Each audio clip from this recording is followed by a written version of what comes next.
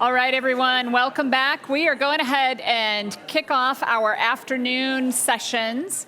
So I'll say welcome back. I hope that you had time to take a break and re-energize because we are ready to go. So I'm going to turn the slide set right over to Dr. Sandeep Agrawal, who's Associate Director of Clinical Programs, not clinical problems, the programs. Of the Oncology Center of Excellence at FDA. And you heard a little bit this morning, Project Renewal was mentioned, and we are going to learn more about that. Dr. Agrawal. All right, thanks. Can you guys hear me okay? Good. Yeah, I'm Sandeep Agrawal. I'm a medical oncologist at the FDA and the OCE, and I've worked on Project Renewal, so I'll talk a little bit about my experience there and hopefully some lessons learned that might help inform general drug repurposing efforts. So Project Renewal is a public health initiative started by the OCE to update certain older oncology drug labels. These are off-patent drugs that have been used to treat cancers for decades, but don't have the actual indications in the label. So our goal is to have accurate labeling information to inform safe and effective use of these products. And over time, we've established repeatable, objective, and scientific processes for the labeling updates. It's also created an opportunity to engage with the oncology community. We work very closely with subject matter experts, and there's an educational component for HemOnc fellows. These labeling updates can expand or add indications if there's substantial evidence, remove outdated information, and modernize formats as well. So the scope has primarily been cytotoxic chemotherapy, so that kind of limits our potential pool of candidates. An external partner to FDA reviews drug compendia sources and identifies the level of evidence cited to support off-label use. And then subject matter experts, which are typically practicing oncologists, are engaged to gain a better understanding of the clinical use of these products in the real world. So we review the existing data and then kind of make a go, no-go decision on whether it's worth looking at any further. We have a formal evidence evaluation process. I won't get into all of this. We can talk about that a bit more. But we go over all the evidence and kind of see what is justified, what might not be justified, and then FDA kind of reviews everything and gets the process going. We do have a unique ability in oncology because there's often decades of clinical experience, multiple trials with acceptable endpoints, and we know the mechanism of action of these cytotoxic chemotherapies are pretty well understood. Safety is pretty well understood. So in oncology, it may be a little bit unique compared to other disease settings. So it's our way of updating long-standing labels for off-patent products. It also creates a transparent review process with external experts.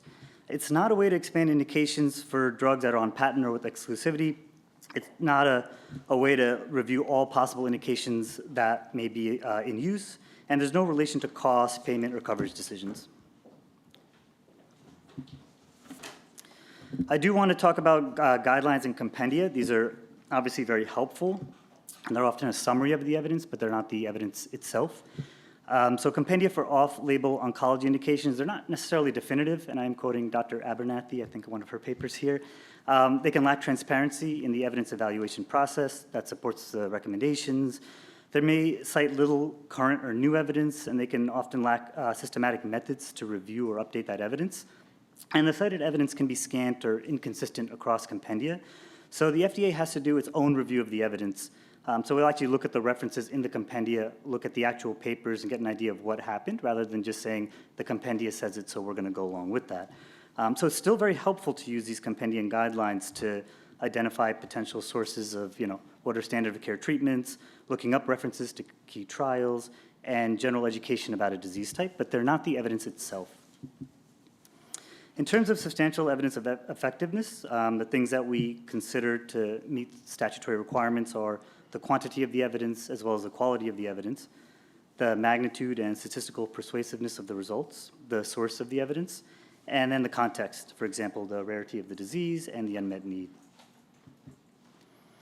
We have used published literature to support labeling updates, and this includes consideration of who conducted the study, how detailed is the published report, how objective are the outcomes, was the analysis pre-specified, Are the results clinically meaningful? Is there additional internal consistency within the trial's secondary outcomes or endpoints? And are there multiple studies that might help support certain gaps in the knowledge? So overall, we consider whether the published report provides enough detail to be considered substantial evidence from adequate and well-controlled trials. In terms of some lessons learned, I'll note that the process is dependent on voluntary participation from companies, and we do aim to reduce the burden to companies because we know they may not be incentivized otherwise to do this. We acknowledge that the evidence is often generated with different historical standards, and we consider the context and the quantity of studies that may mitigate some quality issues. It can be resource intensive, and we're continuing to generate process efficiencies. And we've had successful engagement efforts to date. There's bi-directional learning between the oncology community and the FDA. And this has been really a critical part of it, is that it's not just FDA doing it. We're really talking to the subject matter experts, those that are treating the patients in the community as well, to getting understanding of not just what the data shows, but how this is being used and try to bridge any gaps that we identify. The value of Project Renewal, or PR, is that we produce more accurate labeling information to allow for safe and effective use of older drugs that are still used frequently. We modernize labeling into the most up-to-date formats, and as I mentioned just now, it increases our engagement with the broader community. And we've seen the potential for expansion to other therapeutic areas. So, candidate drugs for oncology here, most of these have established safety and efficacy. They've often been used for decades. The clinical practice patterns are supported by pretty strong data. A lot of these drugs have overall survival benefit and things that are, pretty objective endpoints. Compendia and expert guidelines are important, but they're not enough. We review all the source references to ensure meeting statutory requirements. And there may be some challenges to think about with extrapolating to other diseases outside of oncology. It's important to consider whether there's adequate data to support the claim of effectiveness, of course. Can the safety be extrapolated from other diseases when populations are small in size? And will repurposing approvals set precedents that might affect contemporary drug approvals? So I just want to acknowledge some of my colleagues here who contributed to these slides and this work, and looking forward to discussing this more on the panel. Thank you.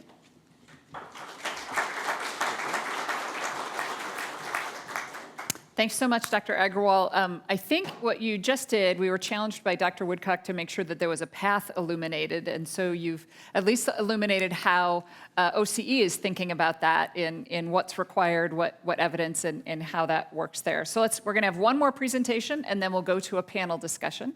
So we're going to turn the podium over now to Dr. David Feigenbaum, who is the co-founder and president of EveryCure, which you heard mentioned this morning, a leading organization in drug repurposing efforts.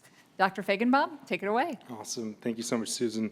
It's so special to be with all of you today. And as a patient who is alive because of a repurposed drug, I just have to thank all of you for the time and effort you're putting into drug repurposing and hopefully helping a lot more patients like me. As I mentioned, I have a horrible disease called Castleman disease, and about 12 and a half years ago discovered that a drug made for a completely different condition, a drug called sirolimus, might be able to save my life, and I began testing it on myself, and as I mentioned, it's now been over 12 and a half years that I've been alive and well on this drug, and pretty much every day for the last 12 and a half years, all I've been able to think about is if this drug could save my life, how many more drugs are out there that are already at the pharmacy that could save a lot more lives. And so that's really inspired the work that we've done over these last 12 years, first through a center at the University of Pennsylvania called the Center for Cytokine Storm Treatment and Laboratory, where we've continued to search for potential new uses for medicines.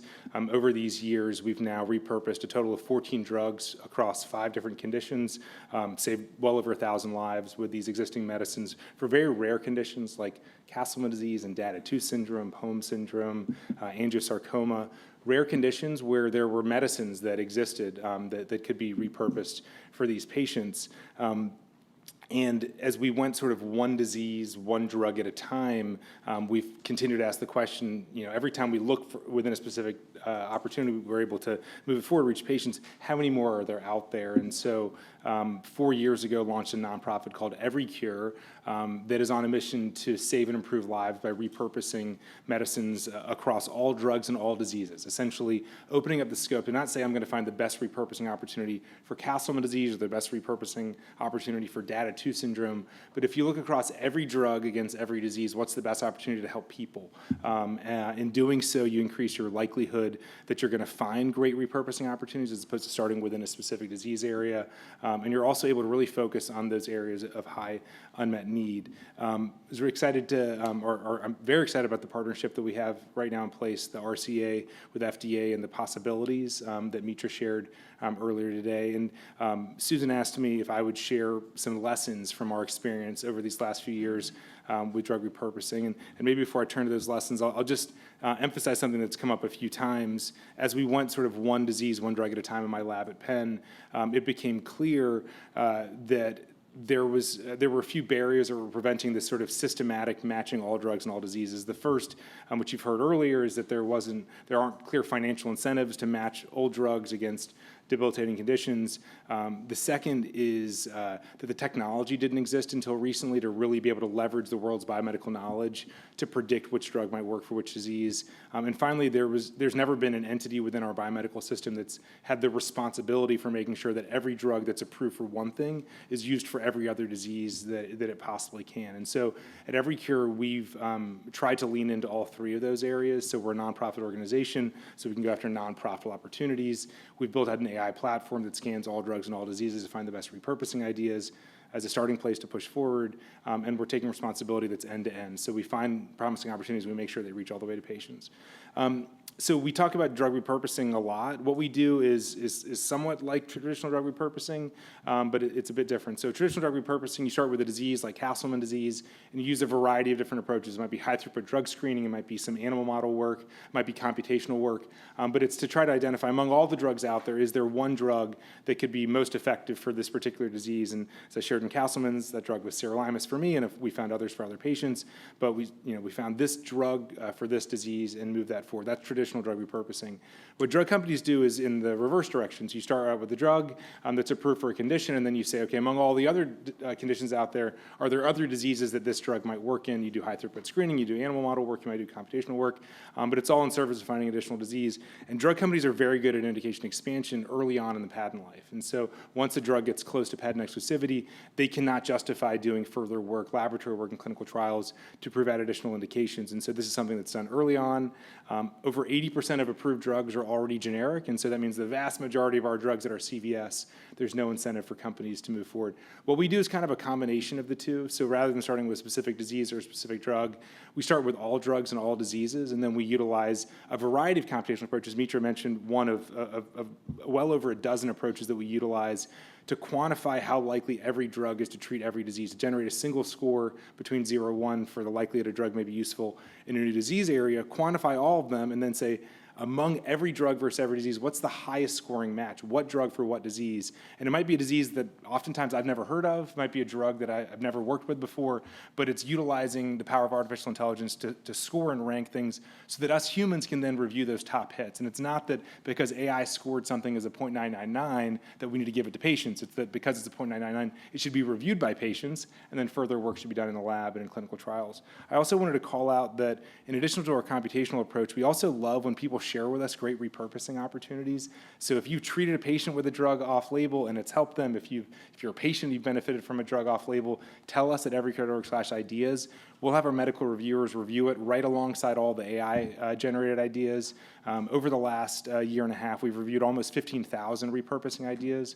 Nearly all of them come from our AI platform, and would love to include others that you guys might have. So lesson one, of course, is that discovering repurposing ideas is challenging, but artificial intelligence provides a scale that was never possible before. The second one is that drug repurposing, and we heard this earlier, all opportunities are not the same. Everything is in its own space along this continuum from we have no idea what the mechanism might be. AI just told us that this might look promising, where more lab work is needed, through cases where the laboratory data has been done and the mechanism is clear, but we could benefit from some real-world evidence that might help us to understand an association. Or maybe there's enough of a mechanism and maybe an association that we're ready for a clinical trial to actually prove this drug works. Or maybe the trial's been done and now it's about working with guidelines committees and educating doctors that this drug can be useful in new ways. Just 2 weeks ago, we began raising awareness about a drug lenalidomide for a rare disease called Rosa-Dorfman disease, based on work that we did identifying as a high-scoring match and working with a doctor named Luke Chen. We actually were able to get NCCN to update their treatment guidelines. So lenalidomide and dexamethasone is now a first-line preferred therapy for Rosa-Dorfman disease. And so now our task at Every Cure is to get the word out about this to as many patients and as many doctors as possible. So the question is, what's that path? And every one of these, it may be different. What's the path from where we are now with limited evidence to actually get it to where patients are actually on the medicine? And then the third lesson is around something that Janet was emphasizing, and that's that in order to make impact, we really need, and actually Pam made the comment too, we need stewards who are going to steward these things from early stages all the way to patients, and we can't do it on our own. It really requires collaboration across the ecosystem. So at Every Cure, we think about our work in really 3 phases. So it's discovery, ranking all of the best repurposing ideas in the world, every drug, every disease, and then looking at the top of the list. And then we have a really rigorous process from the about 15,000 reviews we've done down to the several hundred that get what we call med reviews, which are a couple days of MDs or PhDs reviewing, down to what we call deep dives, which is several months of MDs and PhDs reviewing, down to laboratory work, down to clinical trials. We currently have 14 active programs. So once we discover something, then it goes to become a program. It gets reviewed by our Scientific Advisory Council. This past Monday, we just added 2 new programs. And then we can evaluate them in the lab and in clinical trials. And finally, once we've evaluated them and we feel the evidence is sufficient, like we did for Rosa-Dorfman disease, then we're ready to make impact, to work with doctors, guidelines committees, to get the word out so patients can benefit. Our goalpost, our end goal is patients benefiting from existing medicines. That may involve an FDA label change. It almost certainly will involve a guideline change, but the goal is patients benefiting from the existing medicine. And we have to do everything we can possibly to make sure they get from early ideas all the way to patients who can benefit from them. So I mentioned we've got 14 active programs. We review between 500 and 1,000 repurposing ideas every month. Each one of these programs is, as I mentioned, at various stages. We've got 3 that are currently undergoing laboratory studies, a handful that are either about to be launched into clinical trial or there's clinical research being done, and then a few that are in this what we call dissemination planning phase, where the evidence is sufficient, but now we need to understand what's the right population that can benefit from this medicine. So I'm going to close, with my last slide by just putting up the pharmacy shelf. Every time I walk past a CVS, all I can think about is that the drug that saved my life was always on my pharmacy shelf for the years where I was dying and no one knew to try it. So we walk past the CVS and we think about all those drugs that are there that could help patients, and of course all the patients who are suffering on the other side of it. The biggest takeaways I have from this now almost 4-year journey with Every Cure is that, and this is what Janet said earlier, and we're lucky to have Janet on our board at Every Cure. The discovery part is the sort of the fun and the easy part. Finding a potential new use for medicine. I shouldn't say easy. It's the fun part. But once you've done that, there's so much more work to be done to translate that, to do the laboratory work, to do the clinical trials. And we're really honored to have the opportunity, the responsibility to work with amazing partners. ARPA-H is our primary funder, and they've been a tremendous partner as we've moved this work forward. So I'll close with that. Thank you so much.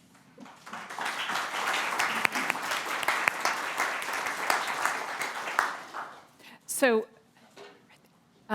thank you, Dr. Feigenbaum and Dr. Agarwal, for giving us those examples of things that you're pursuing and how to generate this evidence. I want to invite our reactor panelists to come on up to the stage to help us have a broader discussion. So as they're getting settled, I'll note joining us from FDA's Center for Drug Evaluation and Research are Dr. Emily Freilich and Dr. Mari Bradley, who serve as Director, Division of Neurology, Office of New Drugs, and Senior Advisor on Real-World Evidence in the Office of Medical Policy, respectively.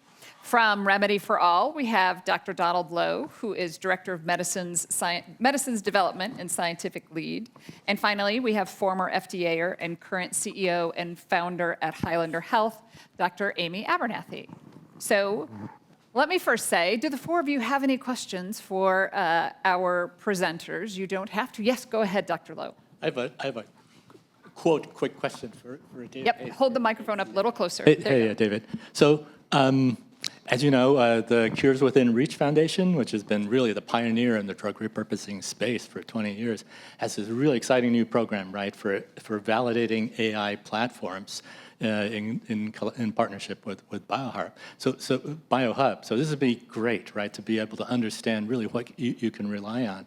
But now that the AI genie is totally out of the bottle, and everyone's talking with ChatGPT or Claude, how are we going to be able to share the kind of rigor and you and others are placing on AI platforms so that the general public, in particular the patients and patient foundations, can really use this tool as opposed to getting led down the wrong path? Yeah, it's a great question. I think that direct-to-patient sort of personalized drug repurposing recommendations is something that it's happening every day on ChatGPT, and of course there's no way that any of us are going to be able to regulate or validate those sorts of things. I think the best thing we can do is to take the same rigorous approach that we talked about, where we're doing laboratory work, we're doing clinical trials, we're generating the evidence to really be convinced these medicines work, and to move those forward. And then, of course, ChatGPT will catch up because then the drugs that we work on are recommended by ChatGPT. But right now, I don't think there's anything we can do, unfortunately, to validate the concepts that are coming from these direct-to-patient approaches. Great question. Amy, did you want to chime in on that? Okay, that's all right. And actually, it came up in an earlier conversation. We're saying that might be a place or a rationale for wanting the FDA drug label to be updated, because then you know it's, well, I think we assume it's a source that these models are using, along with a number of others. But I'm going to turn back to you, Dr. Lowe.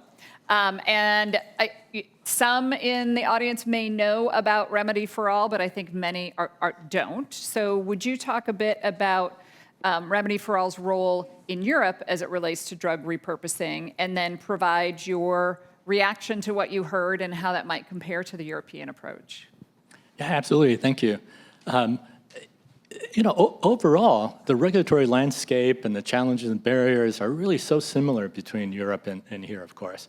They're almost identical, processes. I think one of the first big differences I noticed moving as an American, moving to Europe, being able to move because the processes are so similar, is that now I'm the guy with the funny accent in the room. So that's been interesting. Probably a more important difference is that, as we've talked about, the issue of reimbursement. And in Europe, it's much, much more the case that if the indication's not on the label, it's not reimbursed. So I think this has in the European setting, driven much more motivation in terms of being able to incorporate drug repurposing more as a mainstream part of bringing new medicines to patients. So over the last decade, the European Union has made a number of investments in various areas, and one of them was the Remedy for All platform. And that's what I had the opportunity to move to Amsterdam a few years ago to help stand up and run.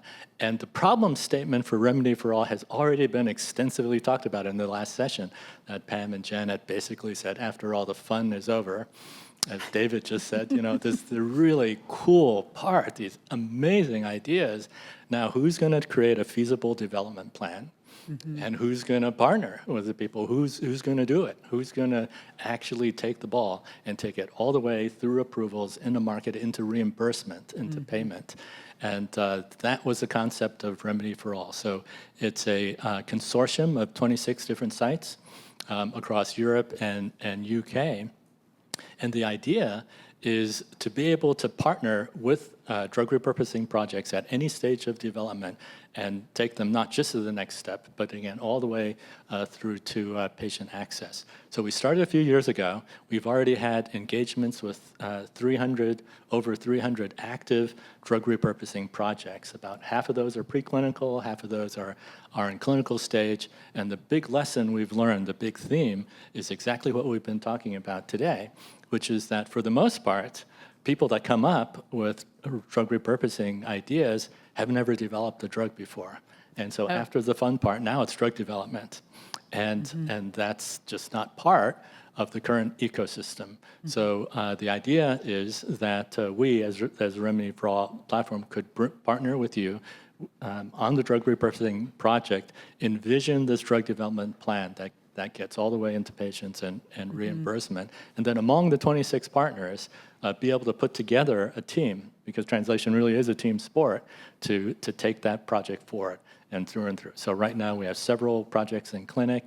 We're hoping to get our first label extension later this year. So we're very excited that the promise of drug repurposing being faster and cheaper actually can be tapped into. So what we often do, our main role really is to be able to convert a scientific plan into a regulatory directed plan to clear IND, and then if you're in clinic, not to do another really cool academic study, but to do a registrational study, because there's not a lot of money going around. You might as well spend the extra time to have a real path all the way to patient. So that's about 90% of our work. Yep. The other 90% is then matching with industry to be able to get a sponsor. And although we've worried about that in the last session, we have found that if you really can translate academic speak into business speak and make a value proposition, the company doesn't necessarily have to make money. It just doesn't, you just have to make it so they won't lose a lot of money. And in a way, there's enough public funding to get the evidence data package for a label extension. And if you can go with them with a professional plan, most of the time they're willing to take a little bit of a hit on the bottom line, as long as you can show that there's a reasonable risk-benefit ratio to get that on label. So about 20% of our projects come from the US, actually.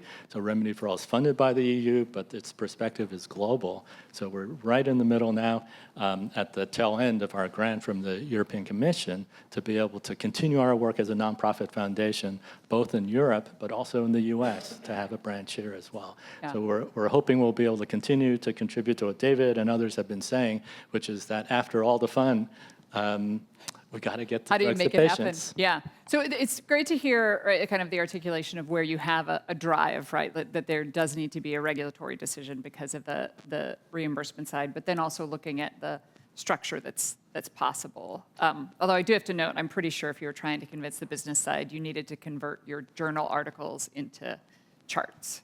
And right, Indeed. like with the Business charts. with business charts with the Yes, graphs, and yes. yeah, okay, as long as you did that.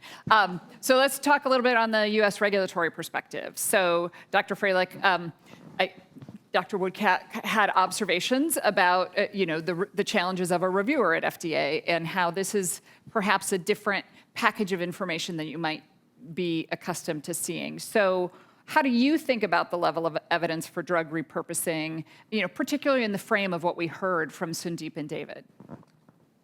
Thanks, Susan. I think that, and we've heard this from many people today, that the level of evidence that's needed is still going to be required to ensure the safe and effective use of the drug for the new indication. And so when we think of it, we think of, well, what is that level of evidence needed? What's the standard? We know we need substantial evidence of effectiveness to show that the drug is having the effect it's reported to have. And where can that evidence come from? The best way is still going to be a pivotal study in, this new identified population. But as Dr. Lowe just said, well, sometimes the other work has already been done, right? This drug is out there, it's safe, it has, presumably already had all the non-clinical testing. It's had other information out there. So you can come in with an IND and go right into your pivotal phase 3 study. So if there is anyone who wants to take on that task, then that is going to be the kind of the best path forward is to do a prospective study, collect data in the new indication, and get the label expanded. Now, we've heard a lot about who's going to do that study and who wants to do that study and Right. who's going to fund that study. But from a FDA perspective, that's the easiest kind of way. Right. The other ways are to, we're going to hear from Dr. Bradley about real-world evidence, and, we are open to considering that for substantial evidence of effectiveness, but it depends on the quality of the data. Again, how do you know that it's going to have that effect in all patients with that disease? Do you have more than anecdotal report? What is the level of evidence in the literature from the academic studies? In neurology, we recently approved leucovorin for a very rare disease, cerebral folate transport deficiency. Yes. And that was a repurposing effort that took a lot of effort on the FDA side. And, it was a drug that had been around for a very long time, decades, and used in oncology. And there was, basically standard of care for this rare disease where patients can't get folate into their brain, and therefore you can give leucovorin, which is a folate analog that is able to cross the blood-brain barrier and get into the brain. So we had mechanistic evidence that the drug should work, and we had literature reports that, demonstrated patient-level data that the patients were reacting to treatment with leucovorin in a way that was totally unexpected from the natural history of this disease, which is inevitably a devastating neurodegenerative, progressive, fatal disease, and patients were living long lives on leucovorin. And so we were able to kind of overcome that substantial evidence of effectiveness barrier by using a systemic review of the literature with patient-level data.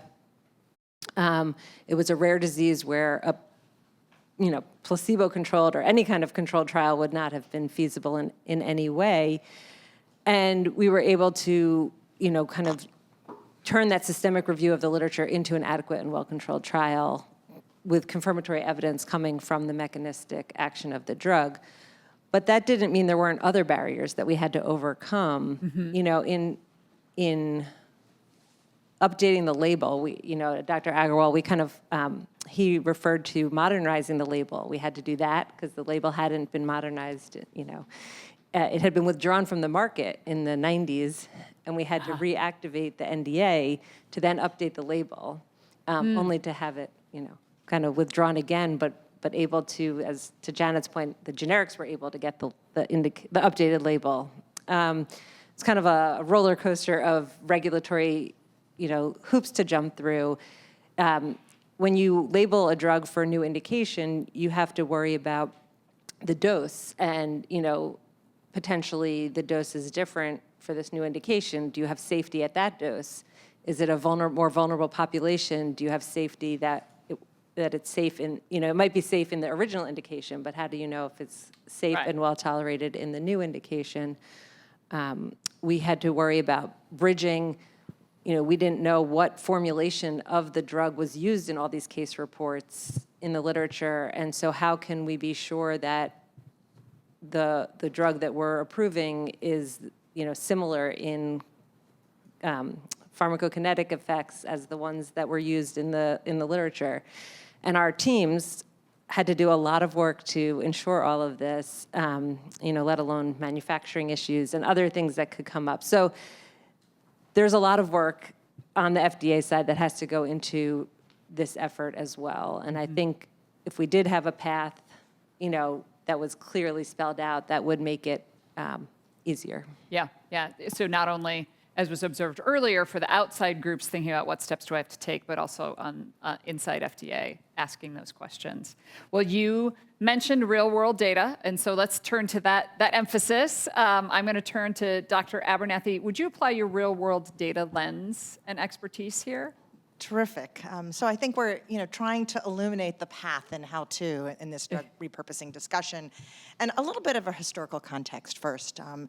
Sandeep mentioned the compendia story in oncology, and what had happened was in the Social Security Act, I think in 1993, we made a decision as a country to pay for cancer drugs provided that they were named as adequately safe and effective and listed in one of the authoritative sources, which were the compendia.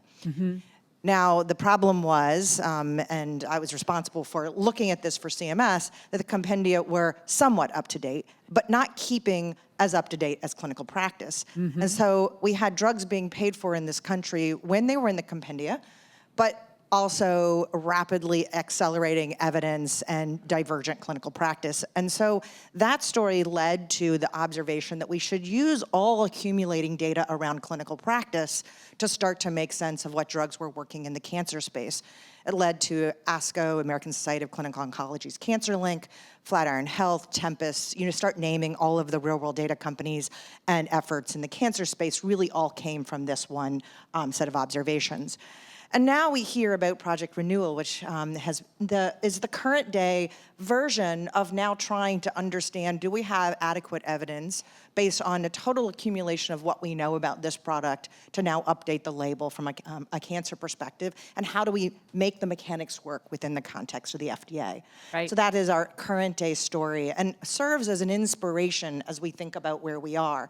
And now the question is, how do we take that inspiration, what we've learned across that time, and bridge to all of the diseases that need us to consistently summarize what do we know and how can we make the best and most judicious decisions, including the reimbursement decisions when that's also on the table. Right. Now, bridging over to real-world data and real-world evidence. So inherent into that story was, can we learn from all available data? If I define real-world data and real-world evidence as really first the data that is naturally occurring across the conduct of clinical practice, so we call that EHR and claims, but also now a multitude of new data types that start to get added in to now start to summarize where we are without collecting intentional new data growing forward, prospective data. I think that really leveraging these data as a part of the story, but cannot always be the story, is part of our task.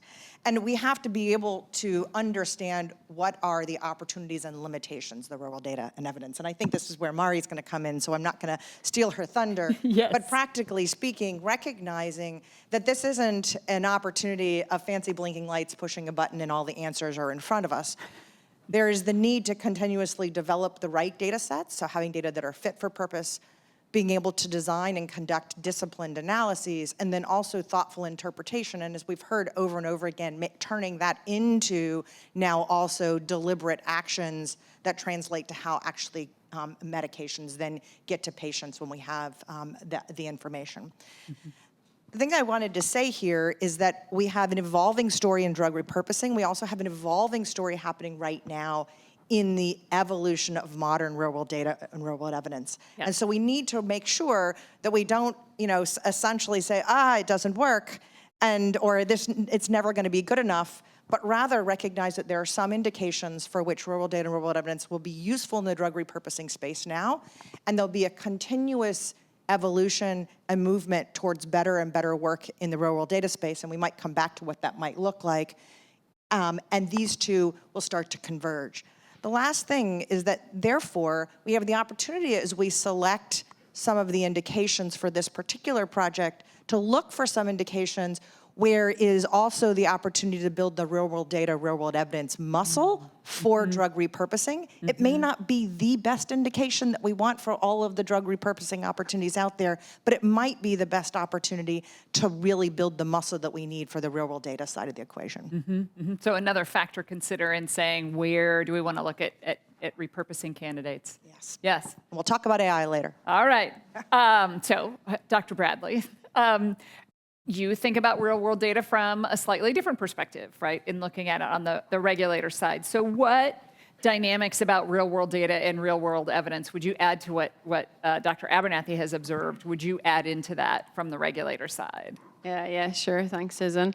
I think the first thing I really want to emphasize is, FDA is really committed to, evaluating the potential use of real-world evidence for new indications for drugs that are already approved since the 21st Century Cures Act of 2016. And since then, we have several examples And these are actually, most of them published on the FDA website. So I would really encourage folks to, take a look at these. It's in summary form, but, we have examples where real-world evidence have been used for, to contribute to substantial evidence of effectiveness for a new indication for Gamma-Fant back in 2025 for macrophage activation syndrome.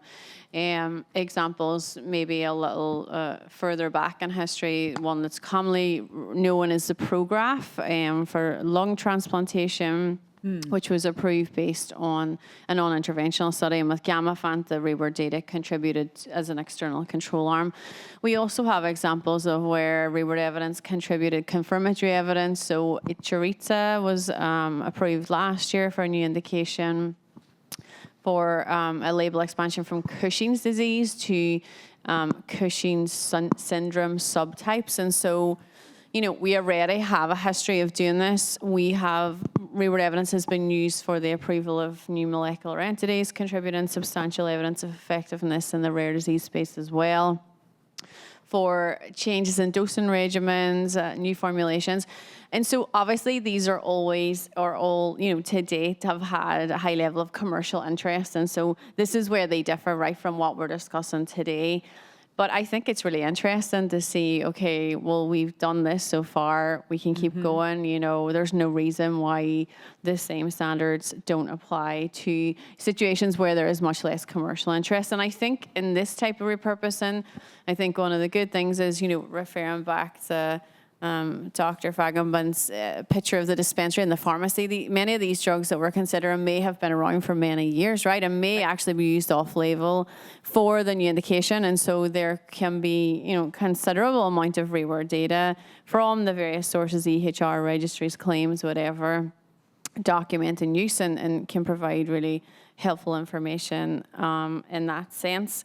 But I think I do want to highlight really, that the evidentiary standard has to remain the same, right? Whether there's commercial interest or whether there's little commercial interest. And so at FDA, we have a broad suite of real-world evidence-related guidances that really, are designed to help folks reach that evidentiary standard. They cover key considerations. We have a framework. I would encourage anyone interested in using real-world evidence for repurposing to check these out.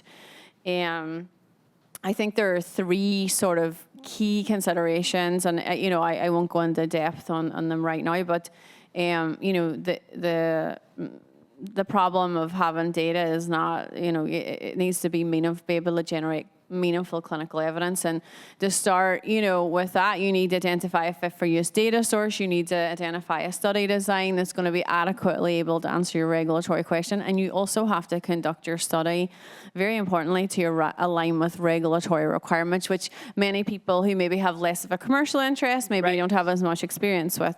And so, along with our suite of guidances, which I think can be very, very useful to interested parties in this space, I think we really encourage folks to come in and really engage with the FDA early if you are considering real-world evidence for repurposing.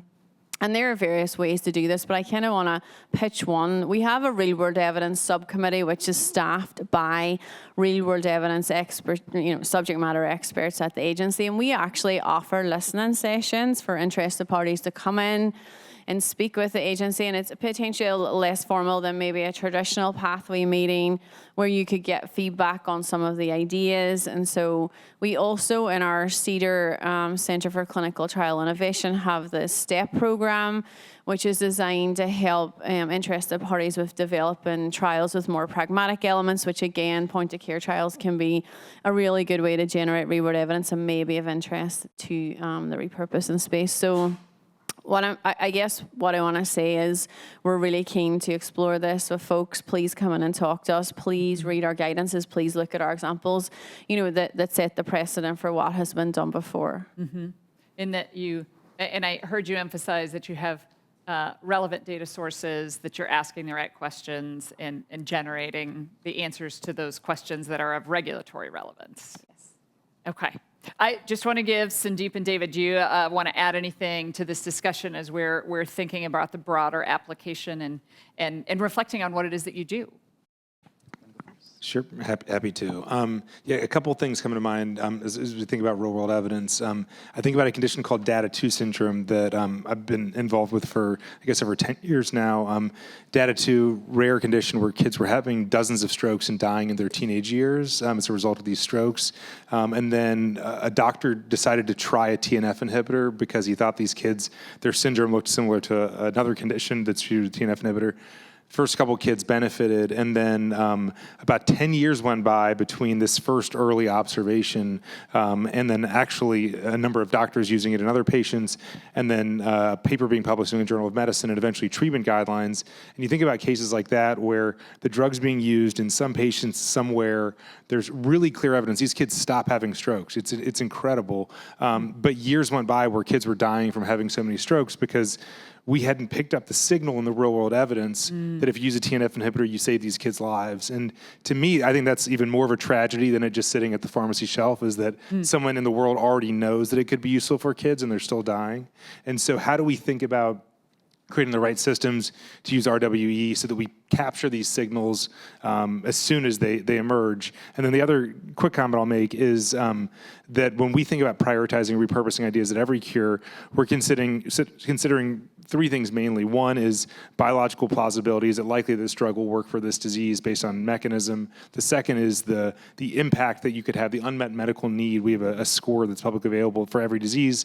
And the third is the feasibility. What's our cost going to be related to moving forward? The reason I bring it up is because real-world evidence can provide some real confidence that that mechanism that we think looks promising for biological plausibility, if it's actually been used in some patients, even if it's just a few patients, right, that can give us the confidence that will actually help us to leapfrog even many laboratory studies with animal models. Yeah, yeah. Do you want to, you can jump in. I want to respond to what David's saying, because I think that this is where the space of real-world data and real-world evidence continuing to evolve alongside drug repurposing actually provides us hope. So Yes. with respect to generating better data sets, the data sets of old often, maybe had electronic health records, maybe not. We were just mostly working on administrative claims. Then we moved into the landscape of real-world data and real-world evidence, and the data sets having electronic health record and claims data, but missing out on medical case notes and the structured and the data that exists in unstructured documents being available for analysis. Now, in a more modern context, the unstructured documents themselves get curated into meaningful data that can be analyzed, combined together with administrative claims, but then combined together with patient-reported outcomes and biologic details and environmental details. So now what you're seeing is linked data sets with much richer information that reflects longitudinal health across time in very rich ways. So that's one thing that's changing. And AI is making a big difference here. It's helping with data curation, it's helping with data linkage, and solving for lots of data cleanup challenges. Yeah. The second thing is we're seeing evolution in the analysis and the signal finding. So now being able to build platforms that actually much more quickly identify those signals and persist them so that we can see this. So this is another area where that change can be added to your drug repurposing efforts. But probably the other thing that people don't talk about enough about is the dissemination of knowledge side of this equation. Yes. And how do we now also match that to much more efficient ways of making sure that when there's meaningful signal, it routes to the regulators, but also it routes to those who need to make Clinicians. the decision Right. afterwards. Which I think is a piece, right, Cindy, people were thinking about in Project Renewal, it was to make sure that the label is capturing some of those to broaden clinical impact, I would think, right? Yeah, Like- we had a very close collaboration with the community, and that was critical to actually making the process work. Yeah, Yeah. that was really important. Super important. All right, so I want to open this up a bit. This is the, what is most important? So from each of your perspectives, what is the most important element to keep in mind when you're thinking about candidates for repurposing? Amy, I imagine yours is a bit more in the, well, do we have good data? Can we build that longitudinal piece? But any of you, what is that you would be thinking about as the most important element to keep in mind? You're just on the raising your hand today. Sorry, Alan. It's great. I'm raising my hand. I guess it's a very broad statement. I think we've talked about, as Mari just said, the evidence standards have to be the same. This is not a lower bar. From the patient point of view, physician point of view, you have to have the same kind of confidence in risk benefit. So there is an importance, as we talked about earlier, to have a clearer path for drug repurposing. But frankly, most of the path is already there. And you just have to, it's more of an understanding of how do you take advantage of the data you already have. So Barbara Goodman of Cures Within Reach has a nice way of saying it. She says, we're drug repurposing, but what are we really doing? We're repurposing human data. And so what parts of that path then can you really leverage existing human data to be able to achieve a more efficient path towards some kind of approval, label extension, patient access. And as part of that, I think we have to remember that drug development has always intrinsically been a gigantic team sport. Yeah. And no matter how clear the path is, no one person or no one group is ever going to be able to achieve everything. So I think as we think about this, the ability to put together not necessarily fixed infrastructures that are huge and burdensome, but networks where you can access the type of expertise and experience you need on demand in order to progress your project forward, towards patient access. If we can kind of keep this it's kind of a dissemination of knowledge question, can we work together as a community to leverage existing human data to be able to bring these new treatments to patients? Can I just make a quick comment? Yes, I was going to turn to you, so Yeah. excellent. One example from Project Renewal that may be helpful here is when we were looking at capecitabine and updating some of the indications there, we had heard from the breast cancer community that the real dose used in practice is not even the one in the label. Most people start at 1,000. People don't really use the 1,250. There's a lot of toxicity. So we were able to get that dose into the label, but we didn't have like a large formal non-inferiority trial, making sure there's no loss of efficacy and hundreds of patients on one dose versus the other dose and all.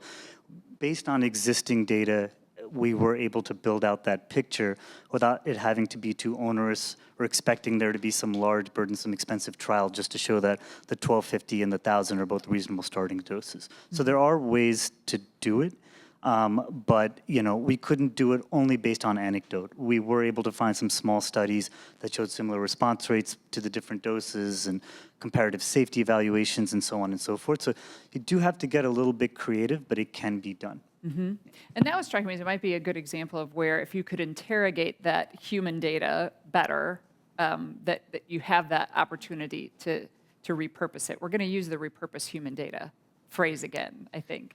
David? Yeah, I was just going to add one comment where I think that we get really excited when we find repurposing opportunities where there's really good mechanistic rationale for why it might work, where there's a biomarker. Once you give the drug to the patient, you see immediate improvement in the patient, at least within that biomarker, where there's some real-world evidence. So I think it's almost less about, like, is there this one thing, but I think it's when there's multiple. I'll just quickly share about an example of a condition called Bachman-Bupp syndrome, where kids are born with a mutation in a gene called ODC1, and it causes increased levels of ODC1, accumulation of polyamines. A drug was made called DFMO for African sleeping sickness 50 years ago that's a really great inhibitor of ODC1. So if you treat these young children who have a horrible neurodegenerative condition or neurodevelopmental condition where they're bedbound, they're unable to engage with their loved ones, you give them this drug, DFMO, you can see really tremendous improvements in these kids. And I mention it because not only do you see clinical benefit, but because we're clearly hitting the mechanism, you're going to see biomarker changes in the blood at the same time. So clinical benefit, biomarker changes. We know how the drug works. We know exactly where it is working. So in this case, even just treating a handful of patients and seeing a really tremendous benefit from that, like that is convincing to physicians and also to us at every cure that this is clearly effective. And so I guess just the comment that we love it when there's multiple lines of evidence that are all pointing towards the same thing. Yes, and I got the head nod over here from Emily, so I'm going to turn to, right, I was just biomarker thinking- and clinical evidence? Definitely, that's what we're looking for. So, we talk about confirmatory evidence when we have, we want to confirm what we're seeing in the clinical trial or in the real world evidence is due to the drug. And so when you have a biomarker, and you have a mechanistic rationale, that adds a lot to our ability to say that it's the drug that's having this effect and not something else. And the other thing that what David just said reminded me of is that, when we're talking about substantial evidence of effectiveness and the standards, which is the most important thing, I think, is keeping our standards high, is that, if you're talking real world data or you're talking external controlled trials or you're talking, comparisons to natural history, there is inherent bias in that. But if you have a treatment effect that's large enough to overcome those biases, then that is all you need sometimes. Now, of course, we don't see that often, but in the cases that we've been talking about today, some of them have had that, large and convincing treatment effect that shows that this is not expected in the natural course of the disease, and then that alone can be substantial evidence of effectiveness. So the combination of things and looking at the magnitude and multiple Exactly. signals. Yeah, That's a quick question. Yeah. Oh, I'm sorry. that's okay. Oh, just a question for Emily, or maybe a comment. One of my recommendations, little notes I had here was I thought it would be helpful when you look at diseases that are similar biologically, or the plausible causative pathways are similar. And I think from a regulatory perspective, there is precedent to extrapolate to help fill some of those gaps in the clinical data. Can you speak to that a little bit? Because I know that at least in oncology, there are times where we understand we may not be able to get randomized trial data or everything we would want, but extrapolation ends up playing a role where we understand there may be limitations in actually generating that data in an ethical manner with equipoise. Yeah, no, that's a great thought. And I think that there is a role for extrapolation of data to new populations, especially when we're talking about rare diseases or safety. You can sometimes say, okay, we have this disease, and this has been done before, not in the repurposing world, Right, but right. if you have a drug that has been used in one indication all the way down to age 2, and then you have another study that came in and they only studied down to age 6, but the disease might occur down to age 2, and you're saying, okay, well, if they have similar pharmacokinetics and similar patient populations, can you say, okay, the safety in the first indication is similar enough, expected to be similar to the safety in this new indication? And so you don't always need data in every age group or in every stage of disease. Sometimes you can extrapolate data or efficacy, if it was only studied in a late stage of a neurodegenerative disease, but you could say, okay, can we extrapolate that should have the same benefit if it's a little earlier? So some opportunity. Amy? So, I've been listening to this conversation and continuing to think about the figure David had of all of the different spheres of work that needs to be done to get from the disease to now getting to treatments for patients in the drug repurposing space. And two historical concepps. The one is in the oncology space, there's a meeting called AAADV, Accelerating Anti-Cancer Drug Development. You guys will remember what this is. Importantly, these meetings where industry, researchers, academia, and FDA all came together for 1 week every year and went through the mechanics of how to. How did this go from a scientific target and concept all the way through to the regulatory decision and all of the steps on the way, and all teaching each other the how to. Fast forward, in COVID, we had the Evidence Accelerator together with Susan and Reagan-Udall Foundation, where we looked at how could we leverage real-world data and real-world evidence within the context of COVID, and all of the players coming together in a crucible to actually, in very rapid succession, teach each other the mechanics of how to, what is possible, what gives regulatory pause and concern and consternation, and where could we, push forward in new ways. And one of the things that I think about here, and Mari, you said it kind of quietly, but it was really important to underneath what you said, which was there are mechanics to doing this in addition to all the pieces we talked about. For example, how the data has to be submitted, what are the features of the data if you were going going to, use real world data. That's just one of the sort of mechanic issues. There's mechanics as it relates to access of the drug, a dissemination of the information. And do we need a crucible that actually provides in rapid cycle the how-to mechanics and teaches each other in a way that now makes this much more efficient. And every cure is probably doing this in a lot of ways. Yeah. I love the idea, and I think that, we're learning from others, we're applying it in our own case, but I love the idea of us coming together with Remedy for All and Cures Within Reach and really pushing this forward. Yeah, have the broader shared learning. All right, Mari, you get the last word in reflecting on all that's been shared in this panel. Yeah, and I wanted to take this opportunity to talk a little bit more technical, right, about, what does fit for use data look like? And I realize we don't have a lot of time, but, basically in order to get, a new indication, you need to identify a data source where, it captures the population, it captures the candidate use, it has the availability of confounders that might be needed in your analysis. I think in repurposing, sometimes off-label drug use can be highly selective, right? And this could be, the people who get the drug can be systematically different from the people who do not. And so that can reflect severity or access to specialized centers and things which, can all affect your outcomes. And so being able to identify this data that captures everything you need, applying a robust study design that accounts for all the types of biases that very often, are inherent in studies using real-world data. But also, and I think maybe this is a little bit less underappreciated, is conducting your study to regulatory requirements. And so one of the big pieces of that is the ability to submit patient-level data to the FDA. And so you can have this wonderful fit-for-use data source and this beautiful study design with your target trial framework. And then, the vendor that you got the data from or the registry are have all these privacy restrictions, and then FDA can't, sign this agreement. And so it becomes a major barrier. And so my advice, which is really important, is upfront, you need to consider this very upfront, discuss with the FDA, how are you going to get your data into the FDA so we can verify your results as part of the review process. Because you take a real close look at it. All right. Yeah.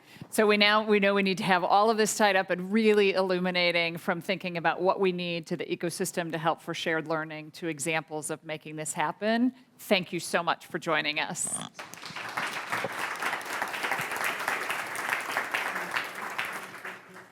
So it's now time for our panel discussion among federal partners. So if I could have our colleagues from various federal agencies come join me on stage for this conversation. And I'll note here we have 4 folks who are in person and 1 joining us virtually.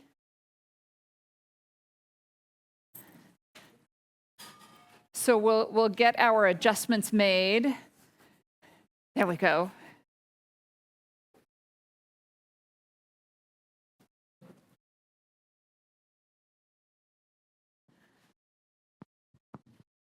We're almost balanced on the stage. There we go. All right. Yeah, you could just sit right on it. So, Dr. Colvis, I'm going to turn to you first. All right. So you are one of our folks who is thinking about drug repurposing a lot. Given it's nearly in your title as Director of Drug Development Partnership Programs at NCAT.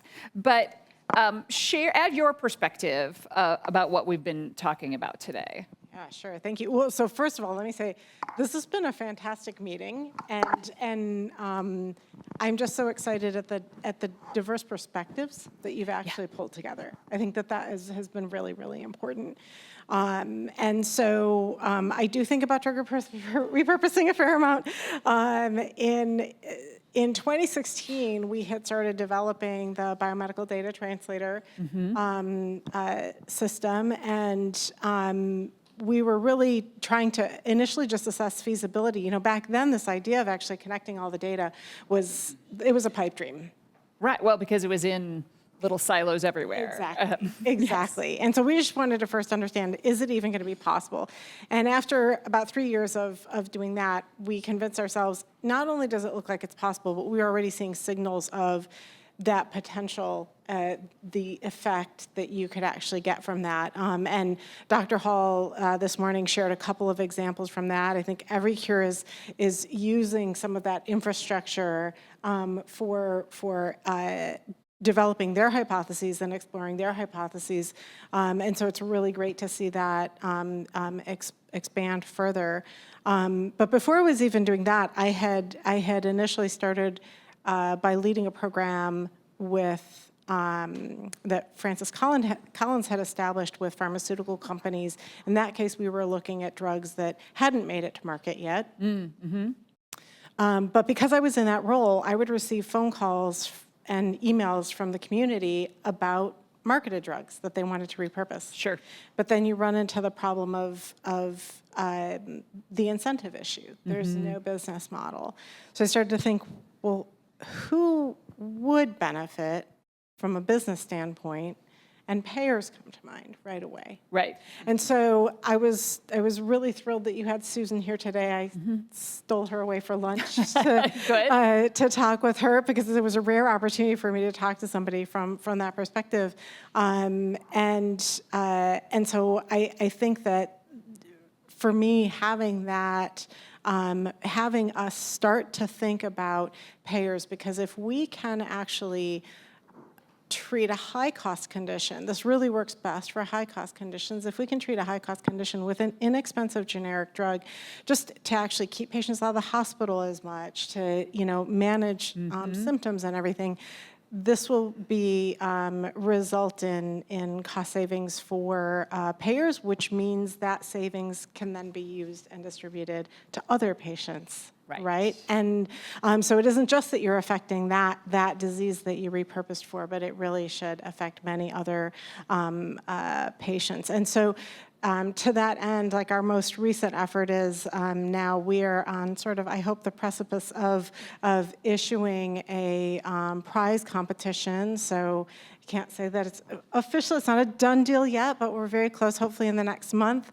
If you keep an eye on nih.gov/challenges, I've been talking with Marta and Amy Rick and Sherry and others at CMS to try to develop this competition to support people to submit evidence packages that help to shine a light for FDA, for NIH, for CMS to say, these are the generic drug repurposing areas you should be looking at. Really helpful. And what you remind me, we actually had a question submitted as we've been talking about this, where someone said, what do you mean there are no commercial incentives? And so I think just, for those who are not familiar with the environment, when the product is off patent and then manufactured by a number of different generic manufacturers, the financial incentives for market exclusivity and then the financial benefits that you could bear are just different in the generic market. But excellent to be thinking about who it is that does benefit, and besides the patients. So in addition to the patients, I should say, but with the advantage. So very helpful, and we'll come back to the payer piece later when we turn to Dr. Ling and think about the CMS side. But I want to turn to my left. So Dr. Turley, you probably deal with drug repurposing a little less daily, but you still do it. And so help us understand how BARDA, or I'm always reminded, for everyone outside the Beltway, that is HHS's Biomedical Advanced Research and Development Authority. So how are you thinking, and tell us more about the drug-relevant repurposing work at BARDA? Yeah, great, thank you. I just also want to echo that this has been a great discussion throughout the day, so really appreciate being able to be here. So I'm going to speak on behalf of BARDA's repurposing efforts, and again, BARDA sits under the Administration for Strategic Preparedness and Response under HHS. And we work on medical countermeasures, or the MCM space. So, our focus is on national health and security threats, pandemic influenza, emerging infectious disease, chemical, biological, radiological, or nuclear threats, or CBRN threats, and severe illness that follows these threats. So BARDA's starting question is often, here's the threat, that we're facing. do we already have an approved tool or one that we can adapt quickly? So repurposing is an important strategy for BARDA. It's core to fulfilling our preparedness gaps without building a new product from scratch for every every emerging threat. And we do try to focus on the advanced development. So, we want, to do when preclinical data is over and we're moving into like the phase 2, 3 space. But in addition to repurposing drugs, there is also a great interest at BARDA in platforms to rapidly identify new repurposed drugs. I think there's a new program that's about to be launched, which if you go to BARDA's website, you can learn more about the PICID program platform to identify candidate repurposed drugs. So it's leveraging multimodal data networks. So one of the, I think core issues out there is this no commercial interest that you mentioned, and it's really, a big consideration for, the BARDA threat space. MCM markets often only materialize upon a declared emergency. Right. Development and stockpiling depends on government funding, not market demand, and we're also, USG is often the only customer for these products. I think there really would be helpful for, additional incentive programs. So similar to rare disease, which has the orphan drug pathway and has associated inducements such as tax credits, waived user fees, access to funding, and market exclusivity. More incentives would help this area. Also, repurposing, we think about it also as a bridge of, a valley of death for MCM development. So, finding a new purpose. Also, if there's a commercial indication, there's a lot more opportunity for drugs to stay on the market and be used during a pandemic. Also, just kind of want to raise the issue of, I think the RFI talked a lot about chronic disease, and BARDA also thinks about high consequence acute illness that is associated with outcomes of a threat. So, example, sepsis and acute rate and ARDS are common outcomes of threats to pandemic influenza that are also, outcomes of other chronic diseases. Right. We also additionally think about additional high potential areas, so broad-acting antimicrobials, and I'm including, antibiotics, antifungals, antivirals in this space that may act on shared mechanisms across multiple pathogens. Host-directed therapeutics is also, of great interest to BARDA, so target the body's dysregulated response, not just the pathogen itself. I think I'm probably only 5 minutes. That's all right. Well, you know what I'm struck by is I said you aren't thinking about repurposing a lot, and I'm wrong, right? That's because it's fascinating, particularly as you said, like with, I think one of the things, in saying developing medical countermeasures, then if there were some repurposing to use those in other ways, it also broadens the availability, or stability, perhaps, of the countermeasure availability. So you can have a little bit more time. Okay, so I guess just to close, we're often thinking about like the mechanism and preparedness for relevance and looking at platform-based models. And FDA has put out tools out there like the platform technology guidance in 2024, and the promise and ability to use real-world data and real-world evidence. But at the end of the day, we still have a gap, and there's a lot of challenges for manufacturers to either get labeling changes, or especially for these high consequence pathogens that have no commercial value. So it's an interesting, gives us another example of an area where repurposing could have great value and is difficult to pursue, right? Like it's simply developing a net new product is a longer time frame and a broader and financial endeavor versus the opportunity in repurposing. Yes. Okay. All right. So let me turn to the other end of the stage. And so joining us from the Advanced Research Projects Agency for Health, otherwise known as ARPA-H. Dr. Andrew Brack, you were on this stage a couple of months ago on a different topic, and yet drug repurposing came up. So tell us, we've heard a bit, we know Evercure and ARPA-H interest there, but what else should we know about ARPA-H and a role in drug repurposing? Yeah, well, it's great to be here. Thank you very much for having me on the stage again. Yeah, so just as a brief intro, ARPA-H was started in 2023, and it's really there to take on those complicated health challenges that seem like too risky, complex, or coordination heavy for like traditional grants or industry alone. And so if you think of something's awkward, put together, needs a biomarker, needs a therapy, and there's no delay, and there's no delay. So if there's no biomarker, there's no drug, there's no regulatory path, that's an ARPA-H program right there. And we're really trying to execute on new pathways that don't exist currently. And so the program that sort of I built is called PROSPER. Every program has an acronym. Proactive Solutions for Prolonging Resilience. So this is ARPA's first sort of program focused on extending health span. Right? And so we know what health span is. We know at some point we die. At some point we get diseases a little bit earlier. But before all of that, we start losing our health, our function, our independence, loss of muscle. We fall. We lose cognitive function. But actually, there is no way to measure that at a holistic level, and there's no way to treat it. We're given exercise and protein shakes, right? And so the question is, can we build something that is regulatory approvable so that when someone is experiencing that loss of independence, they can be treated? We know aging is the single biggest risk factor for chronic diseases of aging, far outweighing any other single disease, and it's an amplifier of those diseases as well, and yet there's no single treatment. So that's what the PROSPER program is intending to do. So it's not just about living longer, but maintaining independence for longer. Imagine being able to function as a 70-year-old like you could when you were a 40-year-old.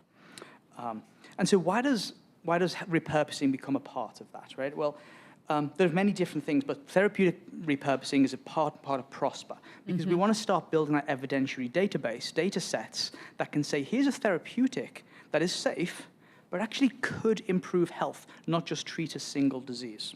Historically, the TAME trial attempted that with under Janet Woodcock's leadership, actually, to repurpose metformin, not just for treatment of diabetes, but for health declines associated with aging. By asking the question, can it prevent or delay multiple chronic diseases? So in part of PROSPER, we've got a panel selected which we're going to test. We're going to ask whether health span can be extended with SGLT2I inhibitors, metabolic drug, rapamycin, or sirolimus, as David was referring to, GLP-1 agonists, and sensividine, which is a HIV medicine. Can they extend health span? PROSPER will ask that question, determine if it's a yes or no. The other part, so if we talk about specifics, we've touched on this with the rare disease cases and the orphan diseases, and there's a really good rationale for treating with rare disease, which is there's few people. Aging has the opposite. Everybody ages. Everybody will go through a sort of age-dependent loss of function and health. The problem is there's no regulatory path, right? And so we need to build that first. So repurposing is a great example why they're safe. A second point was talking about real-world evidence. We age in our homes. We don't age in a clinic or a medical center. That's actually when we've lost the bet. So actually, real-world evidence for aging and health span is going to be instrumental. The other part is we know the dosages, we know the sort of safety profiles, and we know some of the mechanisms that overlap with, let's say, diabetes or inflammation do overlap with health declines during aging. So there's some biological plausibility there as well. Actually, repurposing can actually help define the standards of what a health span sort of industry would look like, right? We need those, first of all, we need those accepted measures. We need regulatory clarity. So it's going to be easier by generating new biomarker or clinical endpoints than also trying a new drug at the same time. So we're accelerating a pipeline to get to this evidence. We can also, obviously, we know repurposing can be affordable and accessible. Any drug or therapeutic for aging, we're probably going to be taking for multiple decades. As a first pass. And so we need to know it's safe, we need to know it's affordable. And that'll be a different question for CMS versus FDA. It could be affordable, but does it impact what matters to CMS, i.e. hospitalizations, falls? Not just is it just cheap? And so that's an important point where I think health span and that sort of longevity angle is going to be important. And so we talked about commercialization. So the unique thing about ARPA is we don't have to worry about it. You know, we can pay for those trials, get the evidence in Right. spite of those, but we do think that that can create the evidence that will then build the train tracks for a commercial market. The first repurposing drug might not be the most efficacious. We've seen that in every other disease to date. The first isn't always the most effective. So we could build out the data, then the second, or maybe the more commercially viable new modalities, which will take longer, cost more money, can be built on top of that framework. But I think overall, what I'd like to say is this new nascent science of sort of health span therapeutics, repurposing is going to be that early test case. It's going to actually get Bayer and the public involved to say this could be therapeutically tractable. So, and I think it's a great example, the phrase we heard from the last panel about repurposing human data. Your broader effort is really doing a lot of that, but then we'll learn things that might be applicable in the drug repurposing application that every one of the players on this stage can use. All right, I want to go to our virtual panelist, Dr. Sherry Ling, who is Deputy Chief Medical Officer at the Centers for Medicare and Medicaid Services. Thank you for joining us virtually. And if you'd had the chance to listen, if I were keeping track of something that's been mentioned most of the day, it's the payer perspective. And we got a little window of that this morning. But tell us how CMS is thinking about or engaging in drug repurposing initiatives. Sure, and it's a pleasure to be with you. I'm sorry I'm not there in person, and I'm even sorrier that my image is projected behind all of you. So I'm much larger than life, but suffice it to say, really, it's delightful and it's an honor to be part of the panel and to really have the honor to represent the agency on such an important topic that really represents efficiency, system efficiency, right? From discovery to application in a clinical settings, but really that can be enabled through programs and policies. So just by way of background, so CMS is a agency, part of the department, which has a very specific role as a payer, and as a payer, the largest payer for healthcare and services globally. The agency is able to touch upon the lives in roughly 1 in 3, if not 1 in 2 Americans in some way. So in the role as a payer, I think it's important to say that this is, you know, the emphasis has moved away from paying for volume to paying for value. And just to take a moment to focus on what value really means, it is not necessarily just the calculus of cost that may have been mentioned a few minutes ago, but really the cost of a product. It is really meant to be thought of as value as defined by outcomes that are not only measurable but meaningful to the people who we serve, our beneficiaries. You may call them patients, but also that clinicians and those who deliver care and services can see value of the services that they have delivered. So it's a from volume to value construct where CMS it enters in by way of not only the role as a payer, but in paying for value,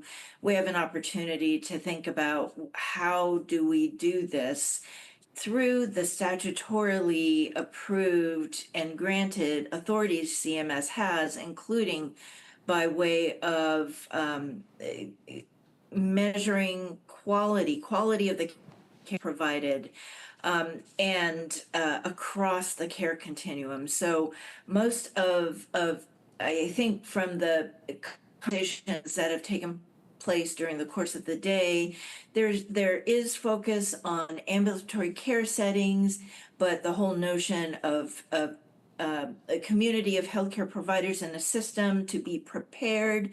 We learned some lessons the hard way through the public health emergencies. I'm really glad to see, our BARDA colleagues and our ASPR colleagues also being involved in this conversation, but in the spirit of care and services delivering to health outcomes. This also implicates and creates opportunities for healthcare providers.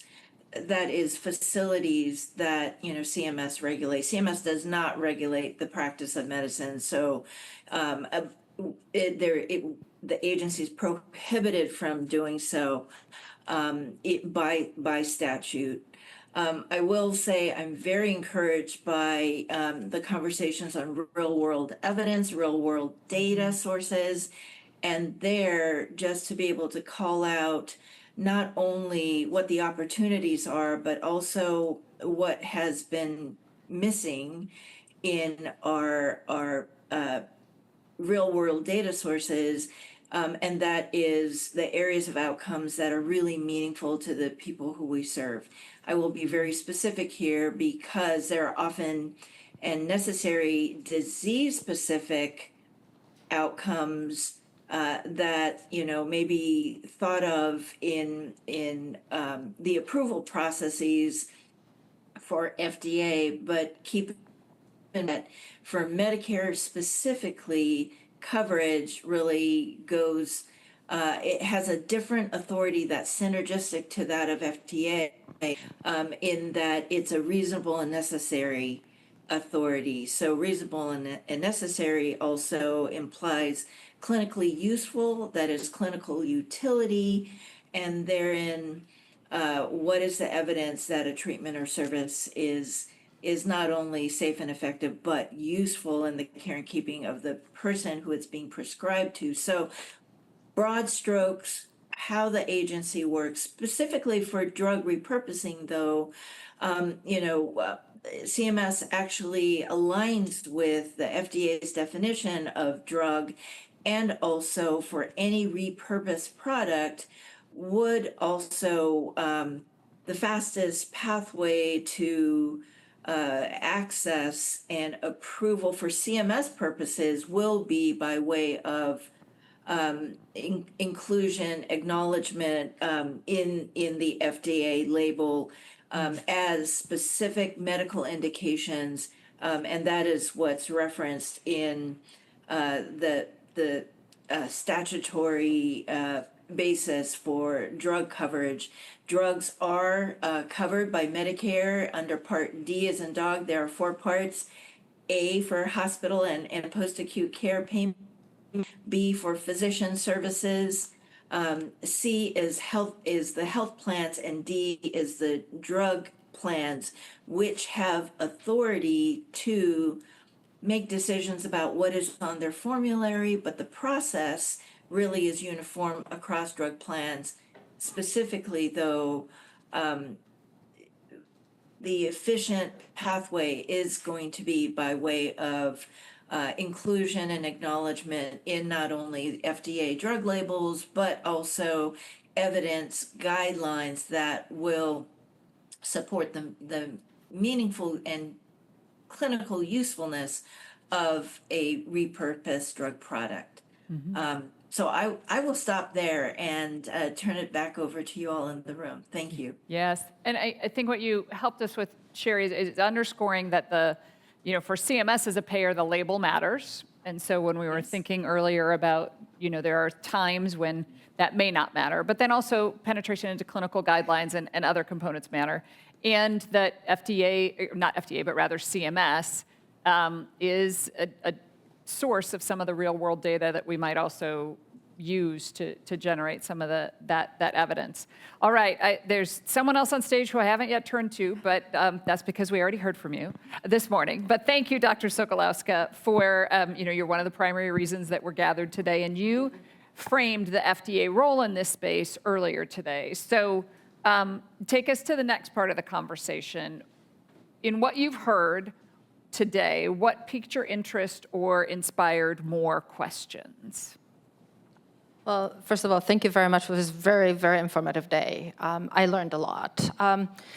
So when I started my presentation earlier today, I started with a 2019 meeting that you led, and many people in this room, including some on this panel, have participated in. And I think that one aspect that I really like to emphasize is progress. So we had the meeting in 2019. We learned a lot. Now we are 7 years later. And we moved some needle, but have we really made progress? Mm-hmm. And that's really the question, right? How do we make sure that when we have this meeting next time, we don't repeat the same talking points. Mm-hmm. We don't complain still that there is no incentives. We don't, Dr. Woodcock doesn't have to emphasize the fact that there is no pathway. Well, she gave us a pathway. She said we have to build some of the steps, but yes. Well, yes. So how do we build those steps to make sure that the next meeting we actually can talk about these steps? And also what thinking about and listening to a lot of these presentations, and also being part of a lot of federal discussions, which are really informative. Two things. How do we make sure that we are not thinking about repurposing in silos? My organization is doing X, your organization is doing Y, and we might be working kind of on the same things, sometimes in opposite direction, but we all have a paper at the end. So we reached our goal, right? How do we make sure that actually we have definition of what is the deliverable that we all want to have at the end of the day? And I think that this discussion actually helped me to really think about it, and being very mindful of, I'm from FDA, labeling matters to me a lot, and definitely I'm the one who will, with the teams and with our leadership and with our great organizations, we're trying to figure out the steps, as Dr. Woodcock have mentioned, to get to the label, but also being mindful and being able to take a step back to think, well, what is the label important for? What are other components? Maybe summarizing all that evidence that we've been hearing about, and having FDA, even as part of obviously this discussion, when we are having collection of all that evidence, is then opportunity to think at which point the package, that whatever is the format of a package that we would have, would be sufficient for engagement with professional organizations who are drafting guidances. And maybe if our goal is education, maybe we should make sure that when we are creating the pathway, we have the education component integrated as we are collecting more information. And I couldn't be more thrilled to hear about the real-world evidence, because these are drugs that are on the market. We have real experiments ongoing all the time with these drugs. As we are collating that information, when the data is created enough, good enough, that we have a pathway for FDA labels, but FDA labels shouldn't be the roadblock to whatever is the definition of repurposing success. And that's what I really hope that we can get at the end, have a common definition of what's the definition of repurposing success. So that, as you noted, it's not 5 different papers from 5 different federal partners, but rather where are the parts that are helpful, and you have some crossover. And I think, too, we've heard about the merit in drug repurposing efforts may help us improve in other areas, whether that's generation of higher quality real-world data and evidence, or better understanding in endpoints and learning from all of those systems. So Marta started us off in reflecting on the discussion, and I'd love to hear from each of you too about what's of greatest interest, what says. You can also, if you want to disagree with Marta, that's okay too. Or the thought on how do we make sure that from the federal perspective we're starting to pull some of these things together. Andrew, I'm going to turn to you first for that. So I guess there's a couple of threads I'd like to pull on, and I think we're in a technology explosion. Whether it's access to data, AI, in silico digital twins. And I think the challenge I would forecast to everyone is Marta's point about silos. ARPA-H's cousin, DARPA, they built the internet. There's only one internet. And so I think, to David, it was like, is Evercure the one? that we can plug into and expand. So everyone who has an interest, and can we add biomarkers into that data set?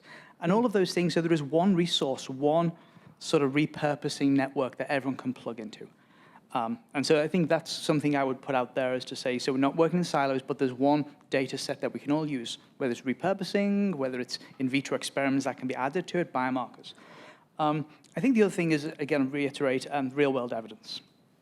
You know, many people are suffering and then they're in their homes. So I think there's a real opportunity there, and I think we need probably some standards to say what is good enough. A statement paper that someone says from the FDA, this is what real-world evidence looks like. Less ambiguity, unless we've done these experiments, is this sufficient? And sort of more clearer upfront statements. And the second thing I put onto that is sort of a provocative idea. It's all about the quality of the data, and sort of, at least in the longevity space and the gray market of sort of GLP-1s and things like that, the wellness community, they are these early adopters to technology. They're monitoring everything in their own body and taking multiple types of drugs. These could be your first adopter to build the thing that is an infrastructure where people will help to build the data sets and the software and the hardware to enable this to go into, let's say, a rare disease indication. Thanks, Andrew. Sherry, could we turn to you? Certainly. So I've been thinking about this and really just want to highlight the opportunities, to and build a real world data set or data source that actually crosses multiple care settings, include from outpatient setting all the way to long-term care.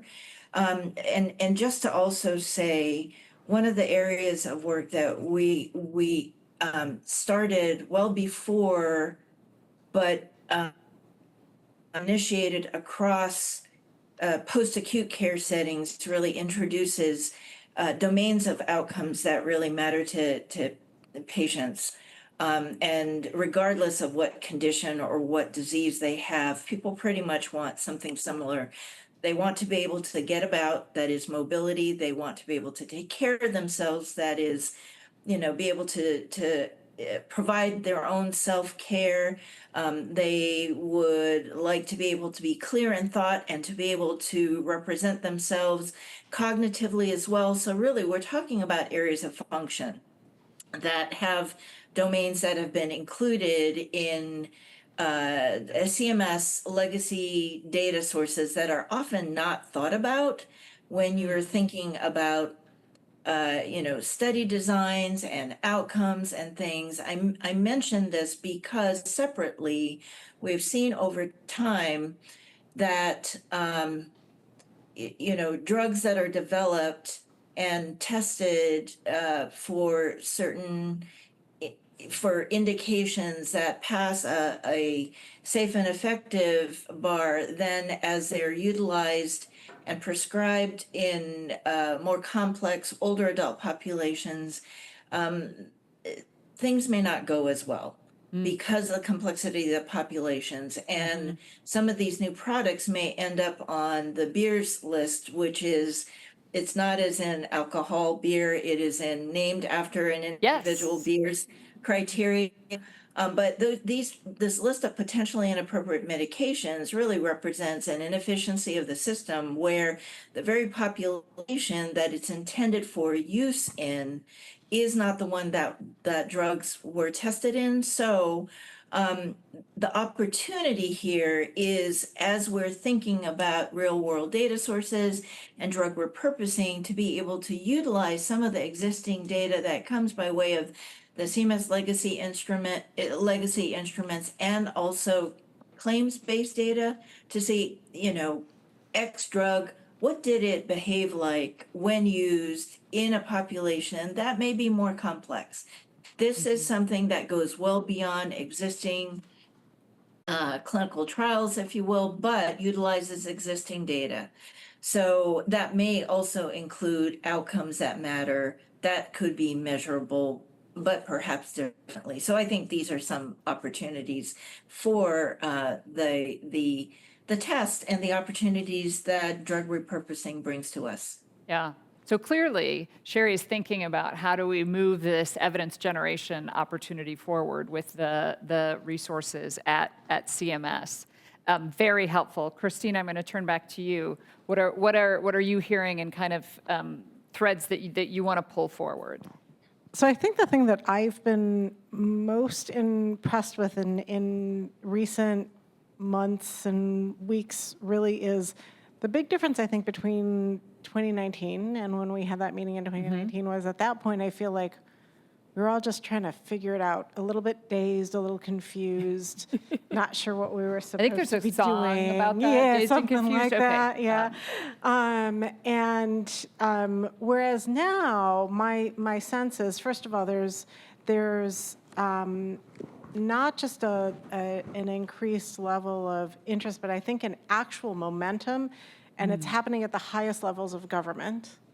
And it feels more to me like the agencies are actually working more like an orchestra. I'm a musician. More like an orchestra where we each understand like our part, and I'm not supposed to be the loudest instrument the whole time. Just supposed to come in when I'm cued to come in, and I do my part. You know, and FDA comes in for their part, CMS comes in for their part. But the other part I think that makes me really happy is that I feel like for the first time, everybody is talking about getting past this thing of the very academic accomplishments that we've been satisfied with historically. And so I think everybody is talking about, but how do we actually get this into practice? And that is first and foremost, above all else, without worrying even about our own individual roles and the importance of that role or anything, but what do we actually need to do to get it actually into providers' heads and then into patients' hands? And I think that really now is giving me a lot of, it's energizing me, it's making me feel really excited about where we're at right now. Yeah, excellent, excellent. And I appreciate that thinking about the orchestra, and everyone has different roles. So I'm gonna turn. I don't know which sectional orchestra do you want to be? I'm tone deaf. Oh, we're putting you in percussion. You're in the percussion section. But Danielle, you know, as you reflect on what we've heard today, what did you find of greatest interest in, you know, particularly in your narrow, you know, somewhat narrow, but thinking about medical countermeasures? Yeah, so I'm going to hop around because there were, I think, several topics to touch on. But so from a regulatory perspective, BARDA is able to have conversations under the ASPR-BARDA MOU. So these are usually high-level discussions on a variety of topics, but related to our different threat spaces and different programs. But there's still a gap there. So formal labeling changes, regardless of the data and evidence, still require an industry partner, to file for that label change. So it's there's lack of infrastructure if there's not commercial motivation for someone to partner with the federal government for further development.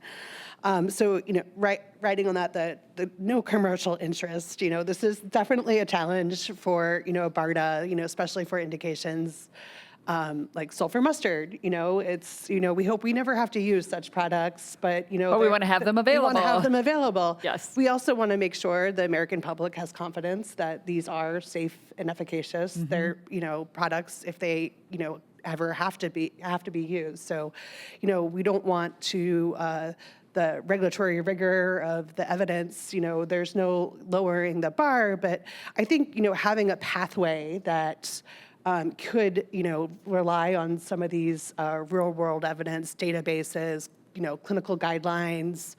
We do a lot of engagements also with DoD that has, where we have shared overlap and interests.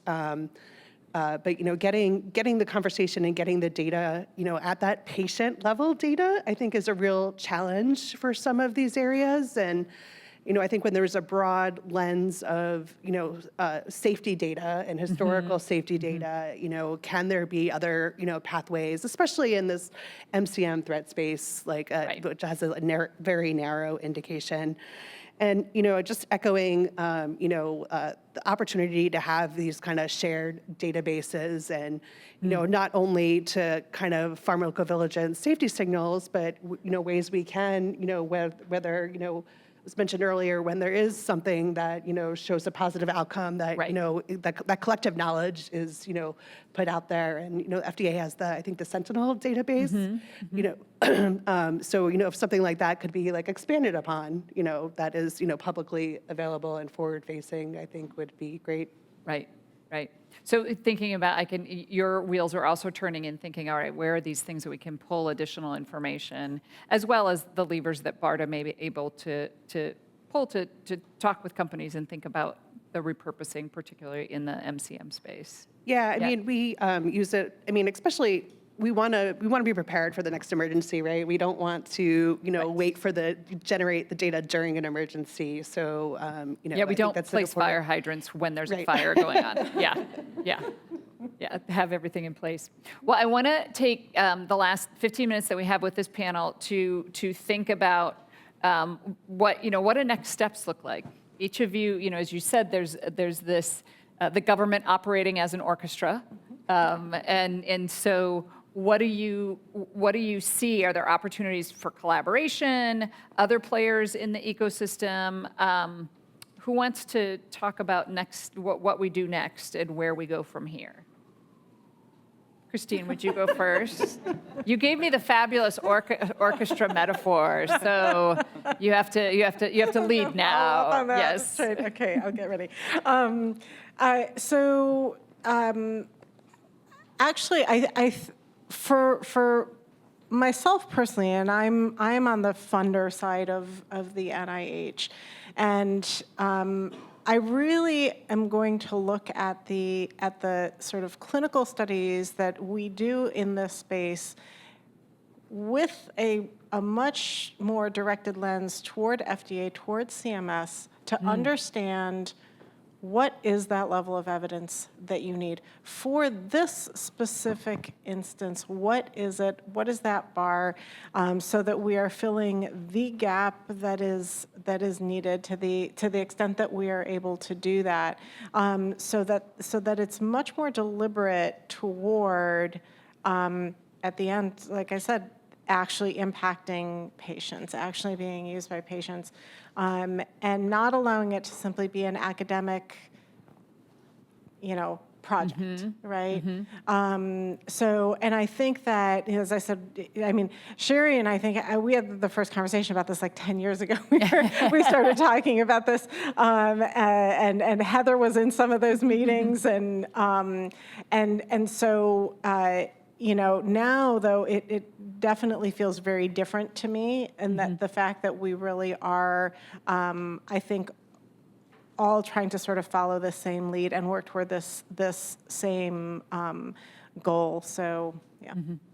So enthusiasm and this sense of coordination, and then thinking about directing the NCATS efforts where it has collective impact. Is that right. Fair? And even, as I mentioned, so we're exploring the possibility of a prize competition. Stay tuned.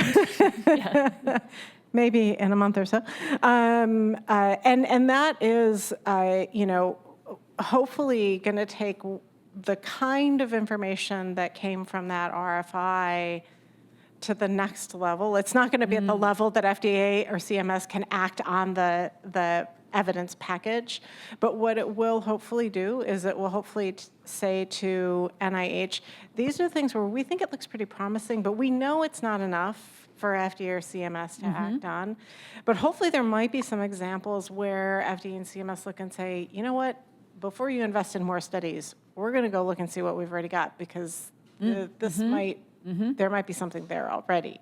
And that would be fantastic, because that, talk about a short timeline, it'd be much, much shorter than if we actually have to do studies. So, right. Yeah. So you're gathering earlier signals, sharing the information, say, what might we have? Yeah, excellent. Sherry, may I turn to you? What do you see next steps looking like? Is it further collaboration, digging into some of that CMS data? What do next steps look like? I think all of the above. Yes, I am a bit mortified. Christine was not a Medicare beneficiary at the time we first started these conversations, and now I am. So, time matters. So I think, it's a matter of us, bringing to bear with true focus on what the opportunities are, and also really being able to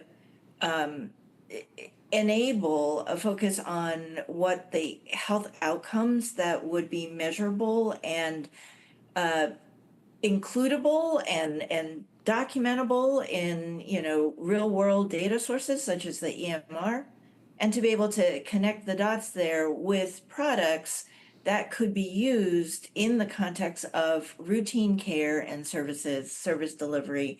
I think there's also an important opportunity or need for us to really understand where can we move in the journey that that we actually would not have visibility into, from consideration of a product to actually thinking about, and Marta mentioned, the FDA label, and to think about what are the other impediments that there might be to bring product to market, not bypassing the FDA label, but really where are the hangups in the system, the administrative potholes, if you will. Sometimes we don't know what they are until someone tries to take the journey and to let us know what those impediments might be. So, where we have authority, we can address those impediments, but also understand, what are needed authorities that may not be currently available that could help us in the process. And again, this is about improving outcomes through efforts like this that this team has been focusing on, with how to bring repurposing to life for very, very good reasons to meet the unmet needs. So thank you. Over. Yeah, great. And Sherry, you helped us, earlier today. Janet Woodcock, who had been at FDA for a long time, pointed out that we have to illuminate the path or build the steps. And I think you phrased it a different way, in that we need to know what are those regulatory potholes that we might fall into. I can imagine, for example, if you have an existing drug that's for an indication where CMS is statutorily prohibited from covering it, but it's repurposed for something that would help beneficiaries, right? Like that's a place where the label would matter a lot. That's a regulatory pothole that we wouldn't want to fall into, right? We'd want to make sure that it was available. So Danielle, let me turn to you. What do you see as next steps? I already saw your wheels turning and thinking about how we might be improving in the medical countermeasure space. But what do appreciable next steps and where you think BARDA can be helpful in those next steps?